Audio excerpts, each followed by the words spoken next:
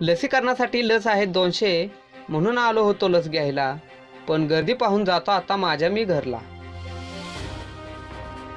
मल्हारपेठ प्राथमिक आरोग्य केंद्रात लसीकरणासाठी लस फक्त 200 उपलब्ध असताना 200हून अधिक लोक त्या ठिकाणी लस घेण्यासाठी आल्याने कोरोनाच्या पार्श्वभूमीवर शासनाने लागू केलेल्या जमावबंदी कायदा मोडीत काढत मल्हारपेठ आरोग्य केंद्रात सोशल डिस्टन्सिंगचा फज्जा उडाला होता।